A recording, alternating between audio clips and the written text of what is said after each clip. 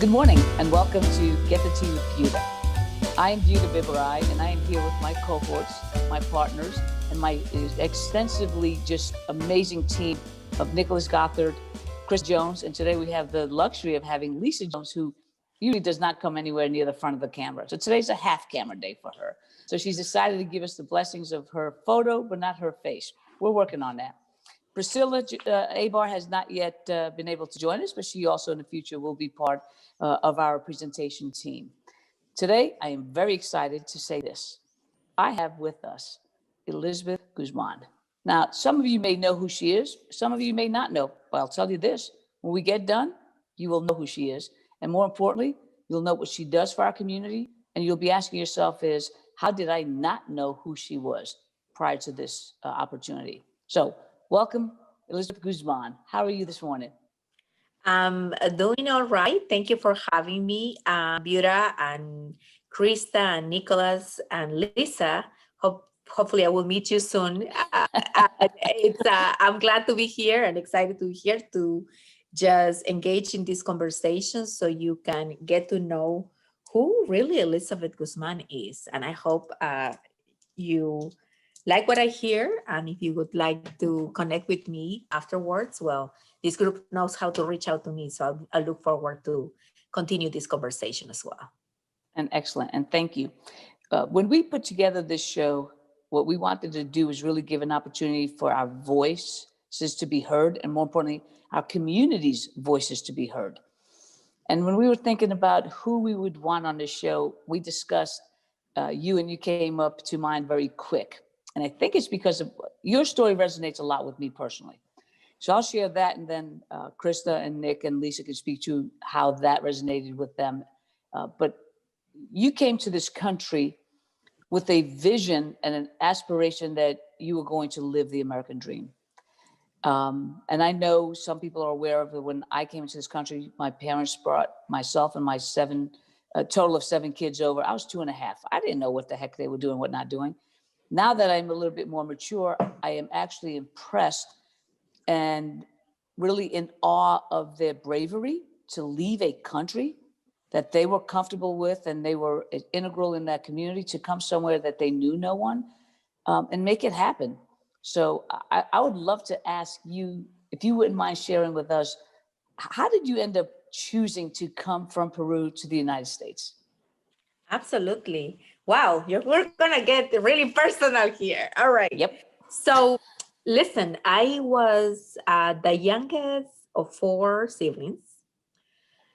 My dad was a union organizer. My mom was a housewife.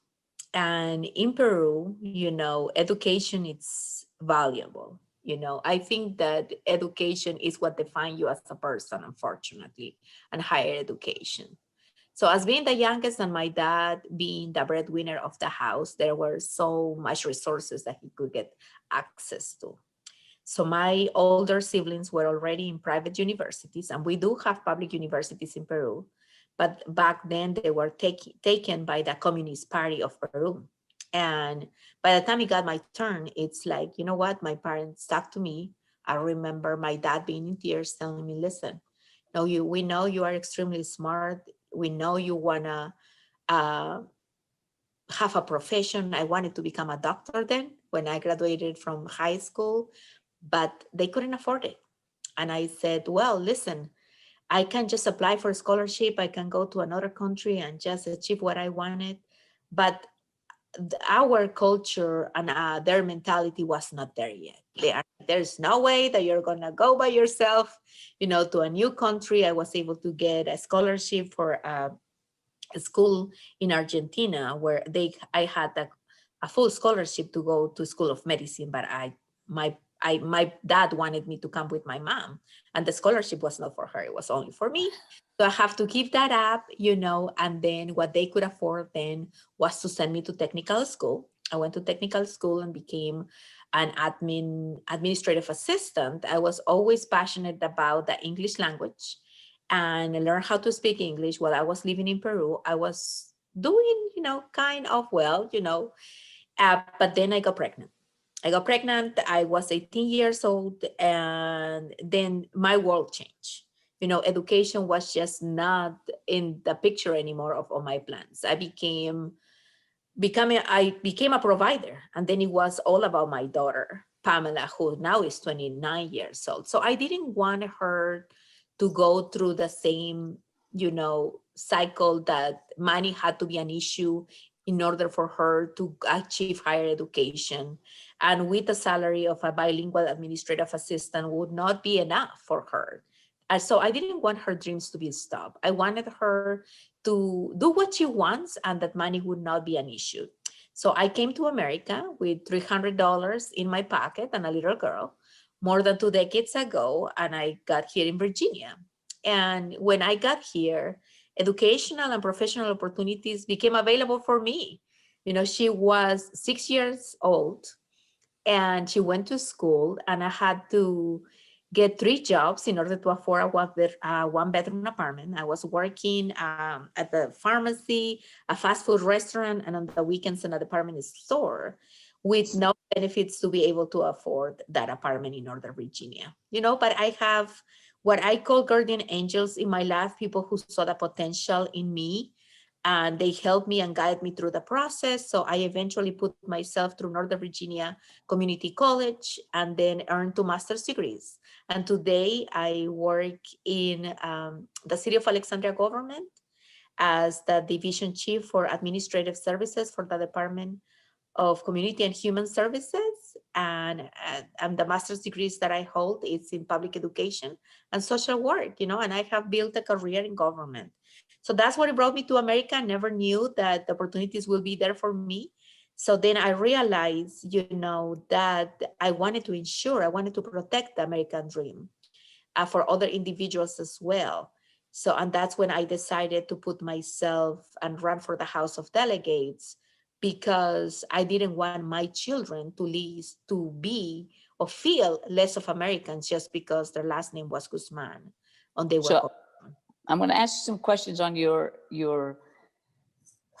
journey, right? Because I know you just kind of spoke to it, and honestly, you made it sound like it was easy.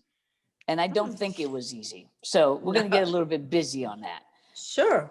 All right. So you come to the US and you got a 6-year-old daughter. When you came here, did you know anybody who was willing to help you find the stability of housing or your first job, or even to let you know what the path is for you to be able to get your kid into school in America? Very good question. So what happened is that my father, all of my relatives on my father's side were already established here.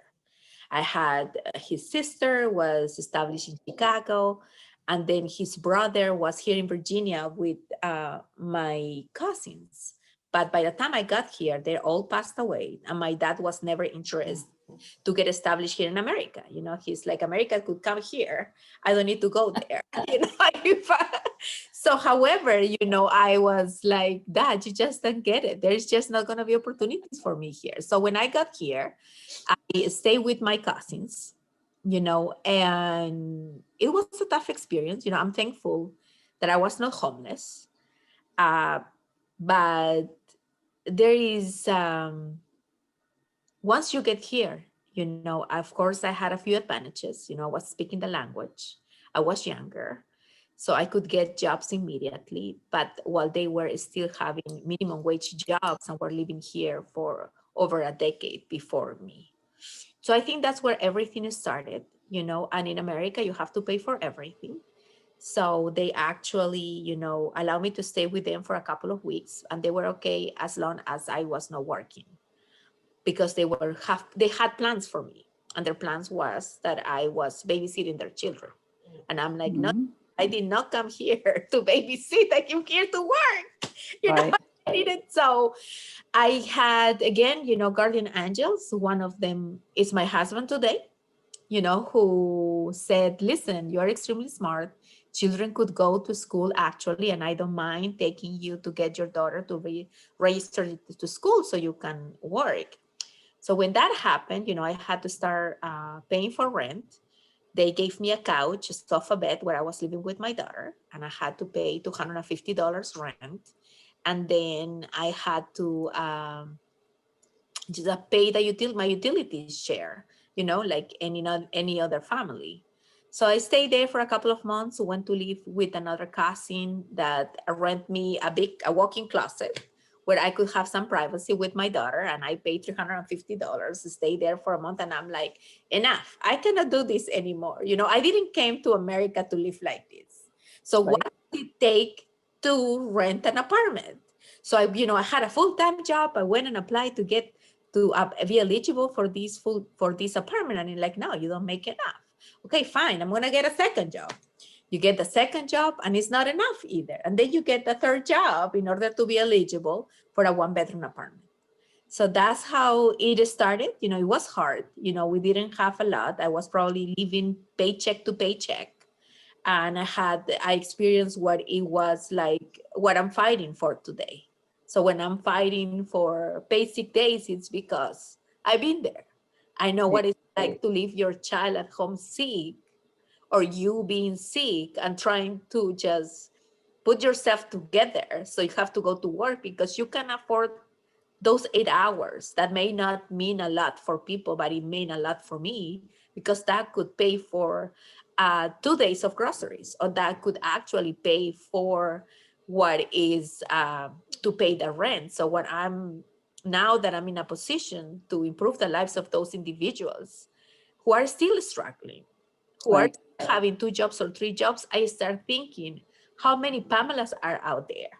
Children who are struggling without the joy to live with their parents, or when they are sick, they are still little, and they have to mature so easily just because they, as you said, coming here as a child, you didn't know what's going on. That's part of the norm. I had to stay home. I need to get my medicine by myself. My daughter I was working in Vienna, for example, when I got my first office job. So I had to leave the house, and I had to, at the age of 8 years old, she would get up with an alarm clock by herself to go get ready and go to school by herself. So And your experience is something that I think is lost upon a lot of people, because if we're not living that struggle or that challenge, we don't see that it exists, right? Because I don't see that you're in your home. I don't see that, as you said, you left your daughter in the morning. In New York, we used to call them latchkey kids, right? That you were responsible for yourself because you didn't have a parent in the home to say, all right, get your breakfast, get your school books, get your, to school. Your kid was really required to mature a lot quicker, which is not a bad thing, but just as a parent, you don't want your kid to have that challenge. Now, it's during sad. this time when you are dealing with your 1, 2, and your 3 jobs, you, as you were talking about Pamela, your daughter, you're a single parent as well.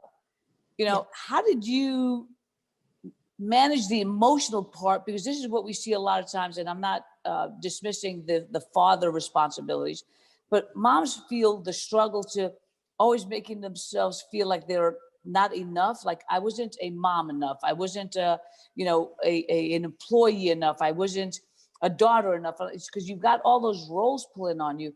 Did you ever feel that constant pull on your emotional situation there? I think that when I was younger, 18, 19, it's hard to just realize that. You try to, the guilty feeling will never go away as of today either. Even I have a husband, you always want, as a mother, you always think. And then when you have these multiple responsibilities, you're always thinking like, oh my gosh, is my child have done all of their homework? Have they, what I'm missing? And I think that is extremely important. But I think that to your question of how difficult it is extremely difficult. It is hard to just, you don't want your child to be dealing with that. But I think I evolve, and I think that's part of the acculturation process as well, because I think I've seen these in other communities of color as well. As women, we want to say, I can do this by myself. I don't need the help of this father. That's not a good influence. So I'm going to pay for everything. But I was not thinking about the future. I was thinking just at that moment. And even though I did have a child support for my daughter's father, I never collected that money. I'm like, I don't need it, you know, as long as he leaves me alone and I can raise my child the way I want it and he's not around it, I'm okay. But man, I changed my mind because that's Right. the thing. And I try to share that with other people who look like me, young mothers. Like, and I was interviewed actually this week in the Virginia Assembly about that as well. I think parenthood is a shared responsibility. And there are so many things that I could provide economically, but there are certain things that your father presence is so important. And I think, you know, and sometimes there could be good experiences, bad experiences, but I think that children need that space in their heart to know that there is someone who cares about you. And some people could be responsible, irresponsible, and don't have the means. But I think that it was harder when my daughter was a teenager. And then she was asking me, you know, where's my father? I want to go and see him. I want to be with him. So it was up to one point, well, he's not here in America, he's in Peru. So, but she was just so being a teenager. So I had to one day, you know what? Fine. I'm just gonna buy your ticket and you're gonna go and spend time with your father. Is that what you really want? So she didn't stay there for 24 hours. Call me immediately. It's like, I gotta get out of here because there's no that bonding, you know? Right. Which at that point, it validated, I knew there will be a connection. But now that I could tell you almost 30 years later, it was not right. It was not Right. right because, you know, now as a social worker that I understand how your brains get developed, how you develop emotional feelings and emotional stability is extremely important, you know. And my father was trying to make up for that, you know, while he was with Right. us. But then when I came here, who was that father presence? And you could see that across the board that it's a need in today's society. And even through this pandemic, where we see that women are taking the responsibility of staying with their children at home, many of them giving up their jobs because of the children. So I Right. want to change that. You know, it has to be a shared responsibility. I want to see more fathers showing up in parent teacher conferences where it's just not the moms, you know, taking that job. And I think as mothers, you know, and as women of the minorities, we need to share our experiences. And I tell my children all the time, and I even tell my husband, hey, this is a workout. I'm collecting my child support.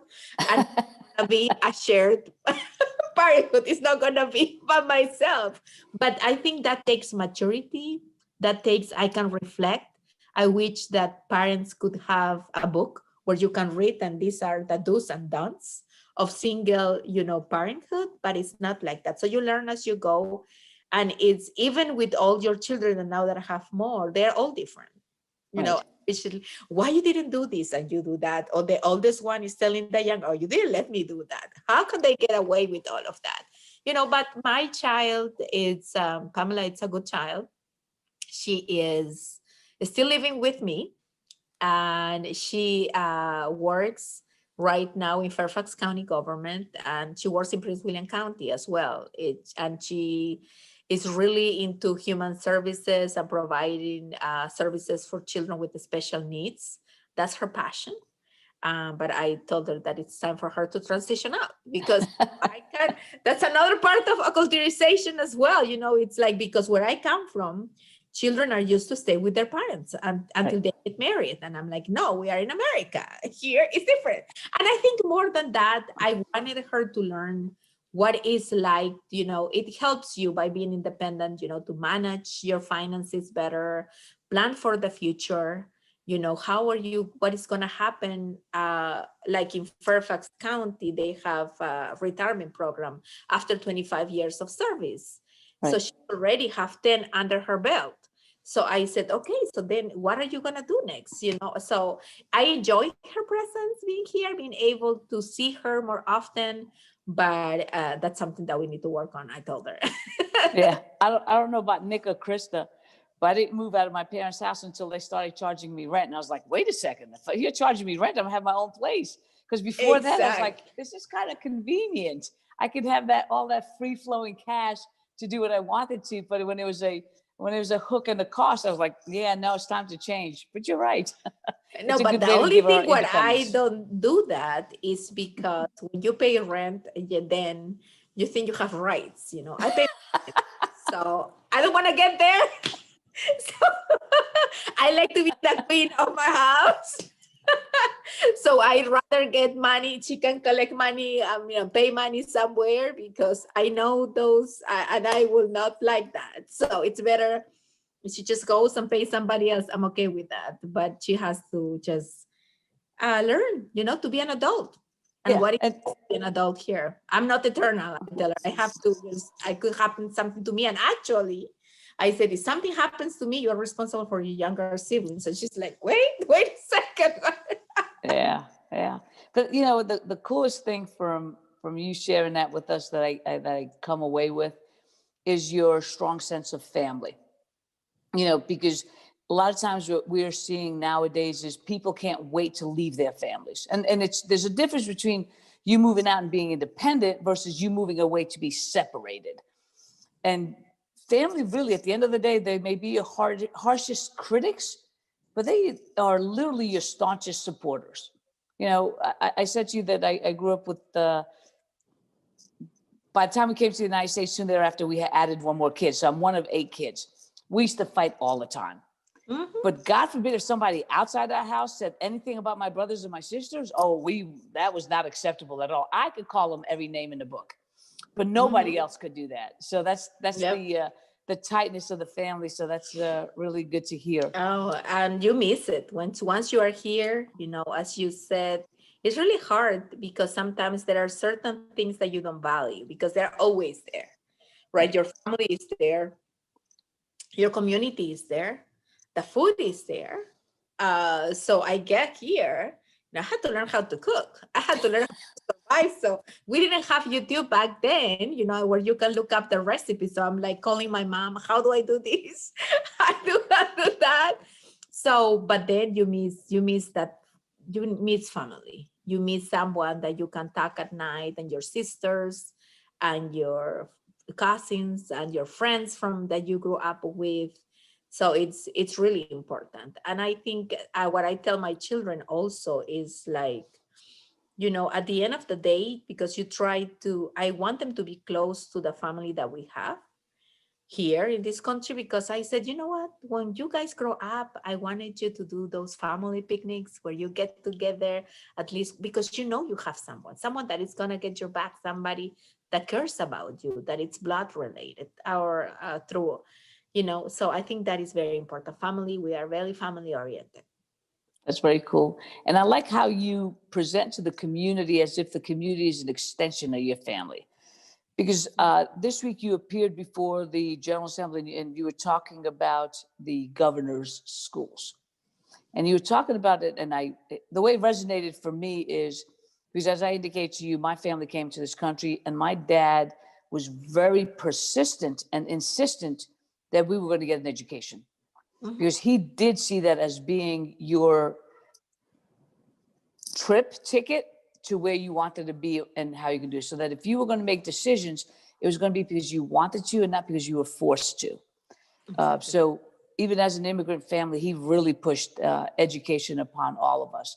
And growing up in New York City, we went through the public schools. We really didn't think as to whether that was a challenge or not a challenge. We didn't know any better. And then you were speaking this past week as far as the governor's schools and raising that to the type of educational opportunities for our communities. And that sometimes when we look at who gets in and who gets out, it's real easy to say, the ones who are really good get in. Those who are not so good, they don't get in because they're not as smart and we don't want to lower the bar.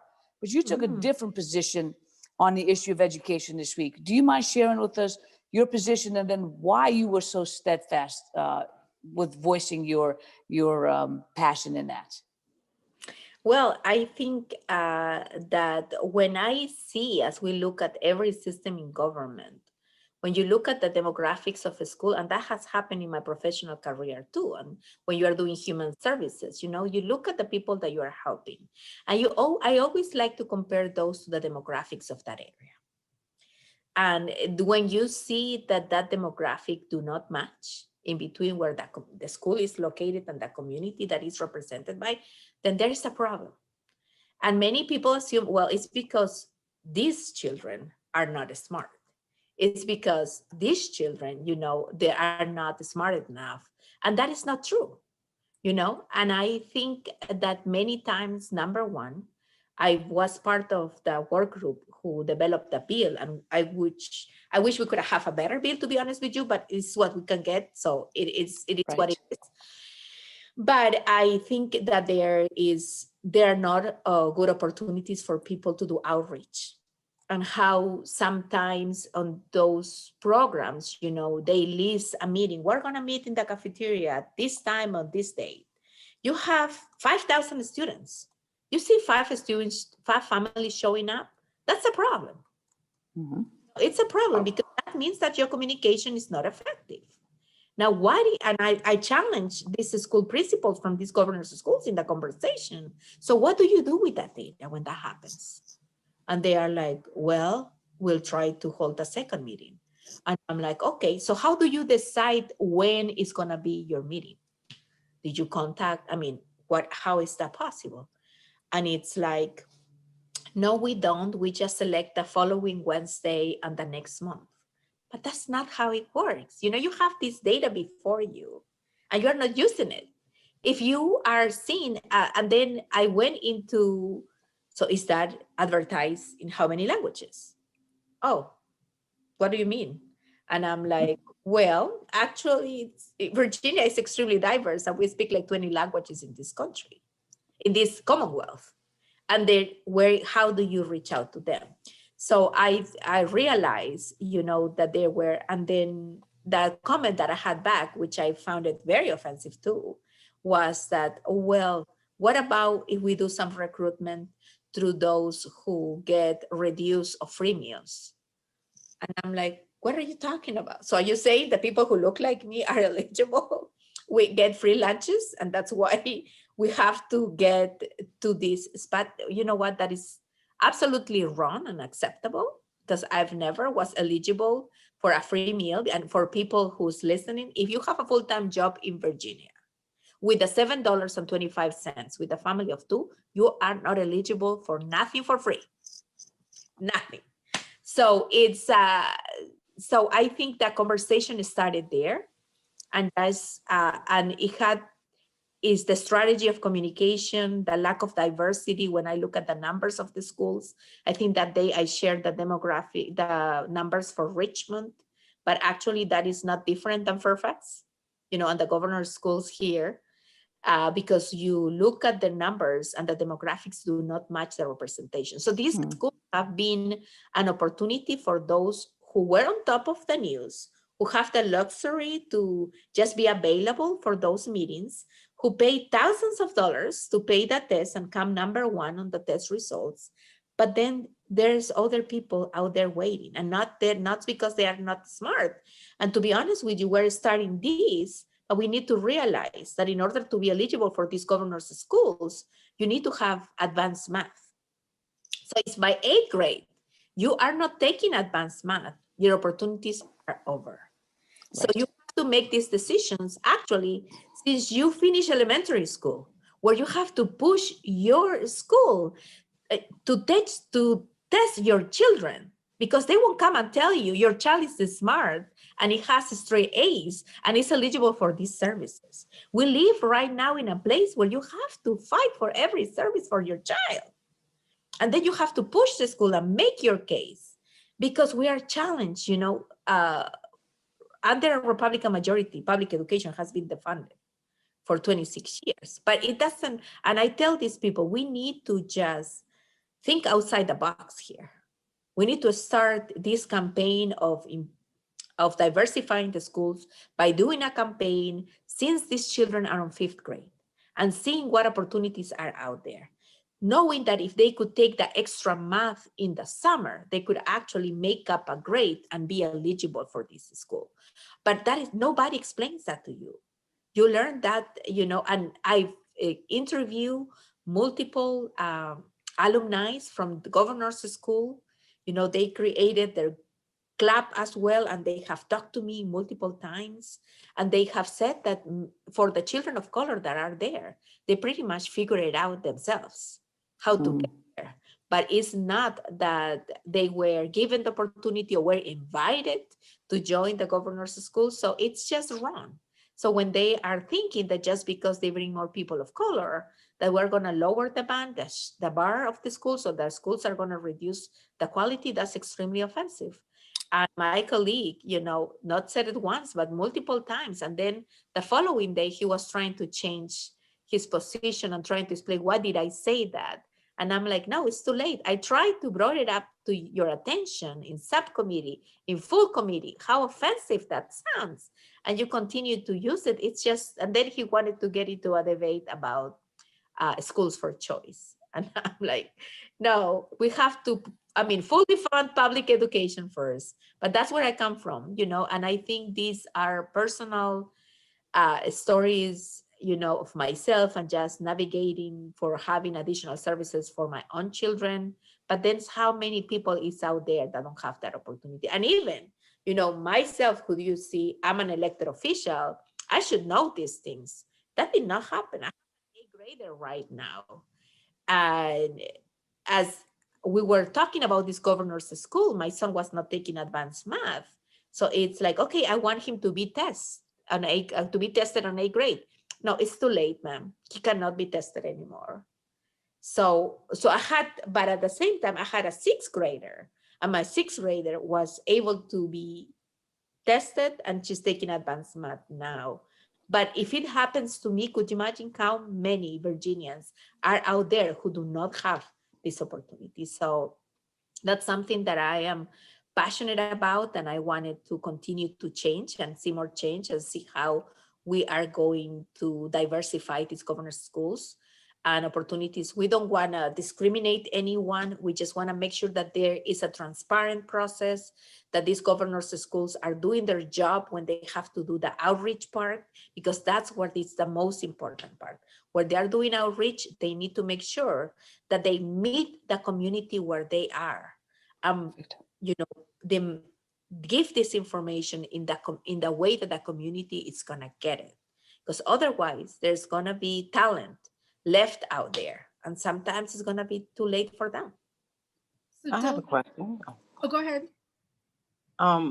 My passion is working with moms who are starting over, who are by themselves, or who don't know where to start. So I read your story. I went to your site and I read your story about having $300 in your pocket, getting 2-3 jobs.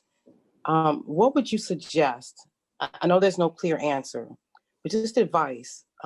What would you suggest the first 3 steps for a single mom who is starting over, who has only $200-300 in her pocket? What would you suggest she does? Well, the first thing that you do is try to find a school for your child, because at least you know that it's going to be quality care, and you are going to have these hours during the day where you can work. Step 1, if you have children, school-age children, do that. If they are younger, though, there are opportunities as well. If they are under 5, there are programs out there that can help children and single parents and to get to an early childhood education program that is licensed, where you can have the peace of mind to go to work, because that's extremely important. Sometimes also as parents, we trust our neighbor, or we trust the person who is going to watch my children 2 blocks from here, but they're not licensed. And it's extremely important, because you need to realize that you're exposing your child. And I've seen, many cases where children have been abused just because these people are not licensed, or they don't go through their certifications. And sometimes you're going to pay a little bit more, but it's worth it. I'm telling you, it's worthy that you pay more, but you have because for us, it's extremely important to have the peace of mind to go to work. So step 1, trying to find safe childcare or education for your child so you can go to work. Second, I would say that, as my experiences, I think you have to just block time in your time to set up a schedule with your child. of how they are going to, when are they gonna have mommy time, or if it's a single dad, daddy time. And that's important, even if it's 2 hours a week, where you can just have one-on-one and good conversations with your child. It's extremely important because sometimes we get busy, sometimes we're pushed, with society to do all of these things, and you forget about that. You're trying to pay your bills, and it's like, no, if you have 1 hour or 2 hours, and it could be early in the morning. If your child has to go to school at 8 in the morning, then they can get up an hour early, and you can sit down and with them and just have conversation, help them, but continue that conversation and that engagement with your child at least 1 hour or 2 hours of where you have mommy and child time. That's extremely important because you are everything that your child has. You are family, you are everything. So it's extremely important that they can talk to you, because with all of these cases of bullying in school, sometimes your children are not gonna break through, and they're gonna not talk to you unless they trust you and they can see that you are accessible, that you are willing to listen, and let them speak. Don't tell them what to do. Tell them what they are, how are they doing? Who do you speak? Who are your friends? Get to know the friends of your children too. That's extremely important. And I think that the step 3 is your child always needs to know where you are. Oh. So if you are at work, where your child needs to know where you work, because my daughter, as I speak with her now, she's like, yeah, you told me that you will go to work, but what would happen? They worry. They worry because you are everything you have. So it's like, but I didn't know where your office was. So take your child to your office so they know that they are safe. They know that you are reachable, that you are accessible, that they know your contact information by heart, so they can call you in the case of an emergency. And this is, in times where we didn't have cell phones, we have these flip phones, that were extremely expensive, that I couldn't afford. But that your children know where they live, that they can reach out to you, and an emergency contact too, in case you are not available. Who's the second? Because, right now you are driving, you can have connection, it could be an emergency. Teach them how to call 911 when it's necessary. If there's an emergency, if they cannot reach out to you, an emergency contact. And if it's extremely emergency, tell them what are emergencies, how can they protect their body, how can they have to deal with the strangers, and when it's an emergency, what they could call 911. I would say those will be my 3 steps for single parents, because as we are trying to make ends meet, we have to also, we're responsible for our children. And sometimes that can backfire on you. I was lucky that I left my child home, and my neighbors had a good child, that my neighbors did not call on me to Child Protective Services, but I could have lost my child. So I don't recommend people to do that. So refreshing to see an elected official who is a real person who is in there, understands these issues, creating legislation. And that is why you've been so successful in your short time in the legislature, and you will be successful for a long time after. But something we were talking about earlier was vulnerability. And that's really what has struck me throughout your story, throughout the stories advice you were just giving. You were also talking earlier about the importance of, you said you wish you could have a handbook for how to, run for office. So I'm just kind of curious, especially in this age of social media, where I think we become less vulnerable because we're trying to put up this facade about what we want people to think our lives are. And for you to be so vulnerable, that's also refreshing. So I would like to know, how do we prepare? You mentioned empowerment as well. How do we empower and prepare people who want to rise in leadership like yourselves, and stress the importance of vulnerability? You're also very confident, you have a sense of purpose. How do we help people get there? So thank you, Krysta, for your kind words. And I think when you put your name out there to run for everything, you need to be prepared that everything that you have in your life is going to come out. But then you have to reflect also at some point that is the mistakes that you have made in the past are part of you being a human. It's part of you being real. and people connect with you through that way. So don't think that just because I'm a delegate, I'm perfect. I'm not. I made mistakes like anybody else in the past, and I have to learn through mistakes. I was on the floor, and I had to get up and start over. But I think use those experiences to improve the life of other individuals who are going through the same. How, if you made a mistake in the past and look who you are today, and how many people who are watching you that are on the floor at that moment where they think that there's just no more opportunity for them, they could tell you that there is, that their lives do not stop there, that there is a second chance, and you deserve to have a second chance, that you deserve to make mistakes. I think that is number one. And I think the other part is about authenticity. I don't want to pretend who I am not. I want to be who I am. What you see is what you get. And I'm very direct. And Buta knows that. I would tell you when I disagree and when I agree with you, and I will make my point. Remain authentic to yourself, to where you come from. Don't ever forget, because everything is temporary. Good things are temporary. Bad things are temporary. So it's gonna be up to you where you want it to stay.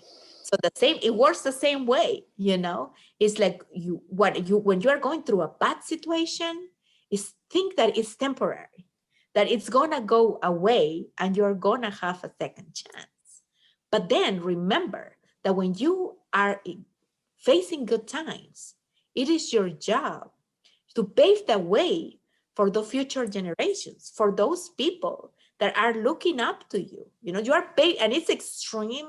It's a lot of responsibility, because these people that are looking up to you, it's like, is this possible? Because if you fail, you're letting down these hundreds of people that are looking at you and said, hey, you got there and you forgot about me. How am I gonna think that is possible if you don't are there just to actually talk the talk but not walk the walk? And that's what I made public office about. When I was talking to you earlier about transparency and accountability, when I decided, that's what I want my constituents, and even once you are elected, you have to represent those who didn't vote for you. And how are you going to face those challenges while you are maintaining respect and civility? And you have to set the tone, because with all of these attacks that happened lately, it's like, how do you protect yourself? How do you feel safe? Because I represent a county where is 70% voted for Trump. But I am gonna allow that to discourage me to go and share my message to the 30% who believe in me? No, they deserve to have representation as well. And I'm providing my service to those who do not vote for me. But those who are at 30% deserve to have a voice as well. And that's how you have seen me getting engaged now, not only for issues that are relevant and unique to Prince William County and Fauquier, but you have seen me traveling to Hanover or Buckingham County, because they are represented at the state legislature by Republicans who do not care about their issues because they don't look like them. They do not have the same struggles. And for me, I have to use the majority that we have now in the House of Delegates to provide the role of leadership. That's what we are here for. And, some of my Democratic colleagues will tell me, what do you have to get involved in there if that's not your district? And my answer is, we are in the majority. And if we have it, we have to learn how to use it. Otherwise, why we have it? That's awesome. That really is awesome. And you're exactly right. Your obligation is to the community as a whole. Mm-hmm. Because Nick is going to talk in a minute, because Nick is a Virginian and from Loudoun County. He just happens to be having loaned himself to Portland so he could go to school there. But he comes back and he talks to us all the time on our team so that we make sure that we keep connected with him. But for our youth, and I'll let him speak to the challenge that he has, or, his peers have in seeing how our government operates and where they feel whether or not they're included or excluded by the very system that's supposed to be there for them to keep them safe. Mm-hmm. Sure. Yeah, I think Delegate Guzman, you make a really important point about representing the people who aren't represented in terms of party affiliation in a district. And, you know, I think we've all lived in Virginia long enough to live in a district where, you know, your particular candidate didn't win, and then your representative went ahead and they didn't listen to you because, you know, your candidate lost and obviously your views aren't as popular or they don't deserve to be heard. And so I think, you know, when I was represented by Republicans and I wanted to talk about issues of climate change or gun reform, and it wasn't, you know, there was no discourse about it. It was just, you know, a form letter back saying, you know, this is irrelevant to me, or I don't believe in that. And that's not how we gain, you know, a feeling of efficacy from our youth in Virginia.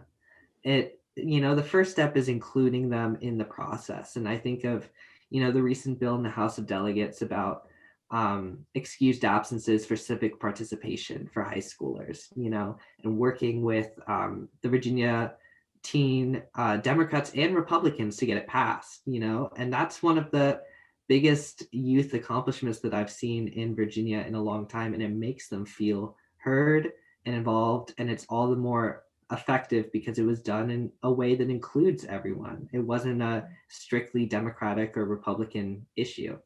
And, you know, to Buta's point, I think that what you talk about, Delegate, about building new coalitions and about the heart and the soul behind policies and everything, it speaks to the younger generation, and it really fuels their desire to be part of something that they can find their humanity in. And so I appreciate that. And I want you to know that as a young person who hopes to return to Virginia, it's a big part of it, you know, to have a politics and a community that recognizes that humanity and that fights for it. Thank you, Nicholas. And, you know, yes, it was a very important piece of legislation. And I think, and I'm glad that we're able to pass and we have bipartisan support. But, you know, I just, going back to my example in Fauquier, you know, I wanted you to know that the way that I look at things, sometimes young people, they may have different point of views, but sometimes it all depends what they have been exposed to, you know, and sometimes you can be raised in a conservative household, you know, a more liberal household, but that's everything you know. You don't know because you just see in your household how your parents behave. Okay, yes, we are Democrats. My parents are Democrats. My parents are Republicans. Okay, so me too. I just joined. But what I did in Fauquier County is that I actually participated every year in Fauquier high school and high schools. I had a government class period with the juniors and the seniors. And we talk about policy. We just talk first. I talk to them about what a delegate does, because none of them knew what a delegate does. None of them knew that a person who is naturalized here in America could become an elected official. So I think that was important for them too. And when we talked to them about policy, and remember the numbers that I gave you, 70% Republican, 30% Democrat. So of course, we had conversations about guns. We have conversations about increasing the minimum wage. We had conversations about small businesses. So I think, and we will conclude that class by registering people to vote and how important was for them to participate. And I've been working actually with Virginia. I'm a registrar. I could register people to vote. I could took the training, and I do that at the doors as well. When I am going around, I like to register to vote the grandparents, the ones that are 17. While I'm at the table, I had a donor actually the first time I ran that donated a tablet to me. So with that tablet, I take it with me when I'm knocking on doors, and I do it on the spot while I'm doing it. But I do that when I do this. And believe it or not, we agree in more issues than we disagree. We'll all agree that we needed common sense gun reform, that that it was getting out of hands, that we were losing lives, and it was necessary. And they were, as they were leaving the class, oh, my dad will not be happy with what I'm telling you, Delegate Guzman. But I just need to tell you that what you said makes sense. You are correct. We should not be giving guns to domestic violence abusers. And it's time that we increase the minimum wage, because if I want to have a part-time job, and I have to only work 10 hours a week, then I work 10 hours to make $70 or $60. That's not fair. What can I buy with $70 if I am working towards buying my new iPhone? It's going to take me months in order to get, no, we deserve to get paid more, but then you have the child of a small business owner that will tell you, but that's going to hurt businesses. But and then the same girl will tell you, but what about if we don't do it in a year and we take a step? We do it first, we increase it to $9, then 10, 11, so everybody gets prepared for that. And no, that's not something that I support, but that's the bill that we actually passed in the legislature. So how you push them to think outside the box and to see how they feel comfortable. And I'm not gonna say that when I went on campaign and talked to Republicans, they slammed the door of me, they tell me, oh, you are too liberal. That's gonna happen, but I have to compare and see how many more good experiences I had than bad experiences. And that's what public service is about. It's about being transparent. It's about being accessible. It's about not giving up on things that you care, on things that you are fighting for. And sometimes as a legislator, when I passed, the first year that I was elected, I introduced this legislation to increase the age of minors trial as adults, which was like the most liberal thing that everybody in the assembly could hear. And the first year, not even them, I couldn't even get the support of Democrats, to be honest with you. The second year, I got a couple, but I got on board the administration. And the third year, I was able to pass that law with the support of all of the amazing candidates for Commonwealth that believe in that policy as well. And of course, they helped me, amplify the message. And it was a priority for the Commonwealth attorneys across the state. But it took 3 years. But then I could have said the first year, forget about it. Nobody's gonna believe in this. I'll just move on to the next topic. No, you have to work on building coalitions. You have to work on educating people, and some of those conversations were about, hey, the brain of a young person of 14 years old is not ready yet. If you're gonna push them to be in adult detention center, they're gonna be trapped on the system. And once you are trial as adult, you will be trial as adults for the rest of your life. So by the time this child is gonna turn 18, they're gonna be trapped in the system. Right. So, and that's what I did, and I was excited that I was able to pass that legislation last year. And guess what? With unanimous support, that even the Republicans voted for it. Yeah. So don't give up, keep trying, educate, and we have to, we're gonna get there, but as you learn, and I think that's what life is, a learning experience. You make mistakes, you learn from it, keep pushing because we're gonna get there. And that's where I decided to do this, right? Because I, to be honest with you, I got sick and tired that many of the legislation will get watered down or killed in the Senate. And I was like, where's the disconnect? We're representing the same constituents. We're probably in the ballot more often because we have to be there every 2 years, and they have to be there every 4 years, and many of them were in challenge.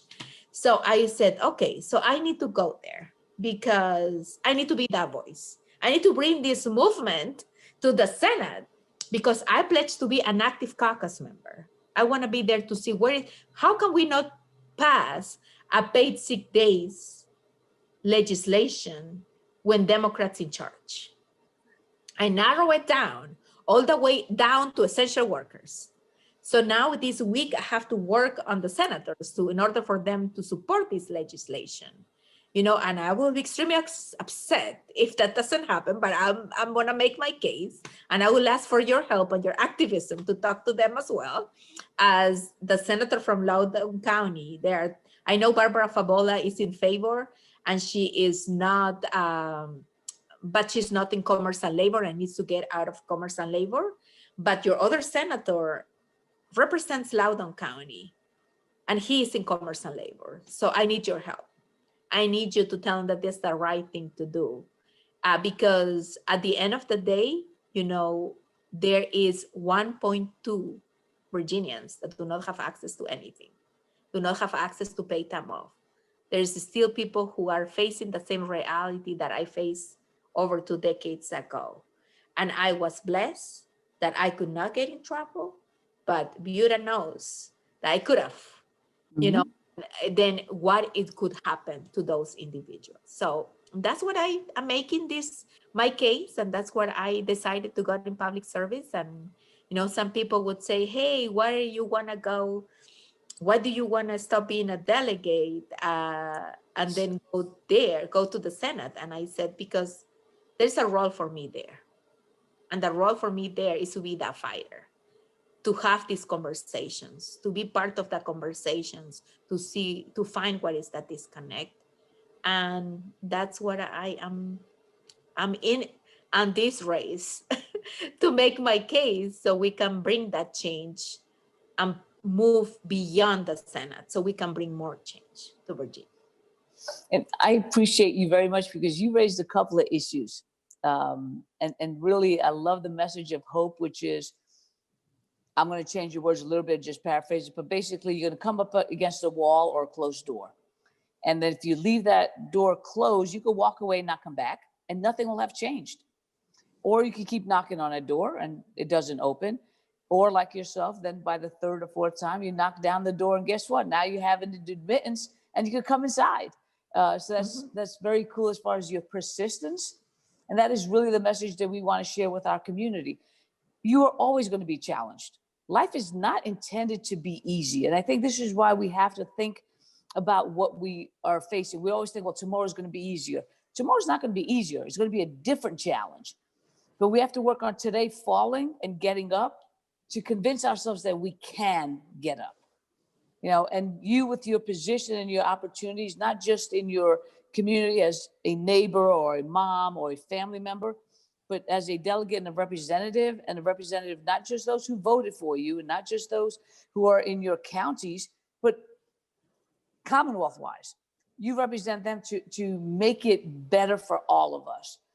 And that's what we want to see. We want to see that in our elected officials because we want to hold them accountable. We don't want you to give us the talk and then later on when it happens, you're like, oh, I'm too busy. I don't want to talk to you now because I got things to do. But you back it up with the walk. So I appreciate that very much. And you are a great role model from your life experience and your humanity and your humility. We talked about this earlier. That's the you factor. And we really appreciate the time that you've given us today. I want to see if anybody else has any other questions, or if you have any questions for us, we're here to answer them for you too. We're an open book. You even got Lisa to put on her face. I know. That's Lisa? never happened before. So yay! Yes, I'm like, holy cow. So she stopped crying, so she's ready to talk now. So we'll figure that. No, I really enjoyed this conversation. I could say that this has been the best interview that ever happened, where you actually really got really deep on who really I am. So good job. I in ways that we can get connected, I wanted you to know that I'm accessible. I'm a text away, right, Buta? So please, you have my contact information. You tell me where to go and I'll be there. And if we're talking about challenge, if we're talking about change, count me as part of the process. That is part of my DNA, just to prove myself, Right. To people. And I'm sure that many of you have faced the same way, but I always, have to work twice as hard as anyone else. But you know what? When people underestimate you and then you accomplish things and they're like, oh, wow, I did not see that coming. So that's what it's about. We just trick them for a little bit, and then they don't know what is really in there, you know. And I really admire what all of you are doing. And I think that when Buta decided to run for office, and I just shared this, and I hope Buta, so Buta did not have a primary contender, and I'm like, Buta, you scared them all away. Because and you just make your case and you just being you. And I think that's what this is about. It's about being authentic. It's about being accessible. It's about being transparent. It's about recognize that you make mistakes like anybody else, that I make mistakes and anyone. And it's not losing that human side. And I think that my last quote on my paid sick days, and now as I was thinking about, did I say that? I don't remember. The Washington Post quoted me like, I just want Senate businesses to stop looking at people like production machines. We are humans and we deserve to be treated as humans. So with that, that's what I would tell you. I will continue to fight for marginalized communities, for vulnerable communities, because that's where I came from. That's who I am. And as many other Virginians, I have challenges myself that I'm blessed to be in a position that I am today, where actually I could actually, bring change and impact and improve the lives of many people. And that's what, at the end of the day, that's what this is about. Races, you can run for office, you could win, you can lose. And I tell this to my campaign manager, you could win, but there's a likelihood that you could, lose as well. But the reality is that one thing that I will bring with me is this conversation that we had today. Is this conversation about getting to know each other and knowing that I could call Krysta, I could call Lisa, I could call Nicholas and Buta, and we can continue this conversation. And what is the next conversation? That doesn't mean that I will continue. I'm a hustler. I continue to fight through, through election day. But, this is what I'll bring, with me. It's going to be this moment, these intimate conversations. And that's what, for me, public service has been about. I was earlier today in a signature drive-through, and I walk in there, and as I'm parking, people are like, well, there's Elizabeth coming, and everybody's like, yay. And I'm like, oh my gosh, am I a celebrity? I just can't sign up all. But it's just having these hacks for individuals, people that could say, thank you, thank you for fighting for me. Thank you for putting a face on the needs of Virginians. And I'm blessed, I'm blessed to be here today. I'm blessed to get to know each one of you, and I look forward, to continue these conversations. Throughout the campaign trail and after the campaign trail, please consider me as part of the group and part of this change that we want to bring to Virginia. Thank you so much. Well, thank you. And this is recorded, so Nick has it in recording, and the rest of us have also had our phones, so we've got it locked in. So when we do call you, we're going to be like, now just remember that day in February, you said you were willing to come back. So here are the 14 more days that you have to talk to us. Because there's a lot that we can talk to you about. And it's your humanity and your realness that make this an intimate conversation. And I appreciate you saying that there's nothing that we can't talk to you about, and your willingness to share you with us. So thank you. And if there's anything we can do to assist you, please let us know, because we are also all about the community. Anybody who's going to come and help our communities be better, we're going to help them get where they want to be. So yes, thank you so very much. So please tell your family members, your neighbors, your aunts, your uncles about that an election is coming, that they can early vote as early as April 24th, and the primaries are June 8th. And if they wanted to follow my campaign, they can visit my webpage at www.elizabethguzmanforvirginia.com. Thank you. That is awesome. Thank you very much. Thank you. Thank you. All right. Thank you. Nice meeting you. Bye-bye. Thank you.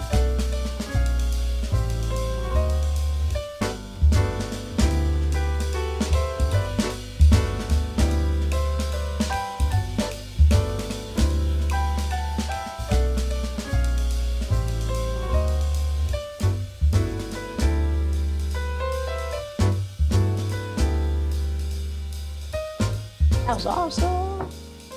Yeah. I love her so She's much. human. And She's human. you know, I've been at how many like Democratic committee meetings just this week that she's also been at, and every single time, like, I smile and I feel just like Virginia is the place that fosters these type of people, and I'm so glad. She's so exceptional, you know, and we're just so lucky to have people like her. You know, I think she's awesome, but I'm just, when you said that, I'm thinking with our citizen legislature, do we think that encourages it more than as opposed to other states where they have almost like, I don't want to say professional legislators, but they meet all year round, they get paid more. This might be an outgrowth of that. And if we don't feel like we have enough legislators like that, it's an opportunity. Mm-hmm. That's an interesting angle as to, because then you're not doing it for the money. You know, you're actually doing it because that's either your calling or that's where your heart is, or that's how you're going to make the change. That's an excellent way to reflect upon that. The thing about Elizabeth for me is she's got this laugh. I wouldn't even need to know what she's laughing about. I would laugh with her. Like she'd giggle, I'd be like, woo-hoo-hoo. And I don't know what we're laughing at, but I'm going to laugh with her anyway. So yeah, she's just really just very charismatic. So I really liked her. She's spitting her kind of jokes. It's still knowledge that's coming about. And I was like hanging on her words. Yeah, I thought I only did that with you. There you go. I told you. We just, please, pretty soon you guys are gonna be like, Buta, that's a low bar. We're just gonna move on up. Never. I tend to look at the technical aspects of things, but I think that's really interesting that you said that, Lisa, because I'm planning some courses on oral communication. So I'm looking at how people, in particular politicians, communicate. And I think that's an excellent observation about how she's able to do that. Yeah. She made it feel, I mean, just above a conversation. I mean, you could feel what she was saying. You related to it. I mean, I could repeat everything she said. When I asked her, give me just three things somebody should do. Those were all relatable things that somebody could actually do and not put too much pressure. And it's coming from somebody who's lived it. Yes. So she made me turn my camera on. I don't even know what else to say after that. Well, the cool thing is, Lisa, and you just mentioned this, as a single mom, you had those challenges. You know, as a single mom, you have that guilt. Are you doing enough?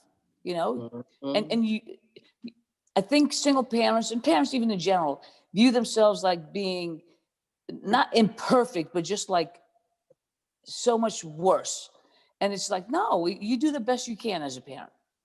And for kids, you'll never be awesome as a parent until they become adults and realize what the struggle was. Because as a kid, you didn't play enough with me and you didn't support me enough and you didn't and you're like, oh my God, but you don't have that situation. And when they get older, they realize, wow, you did the best you could because you did have 3 jobs. And you were at my one basketball game in a month when I was looking at why weren't you at all 4?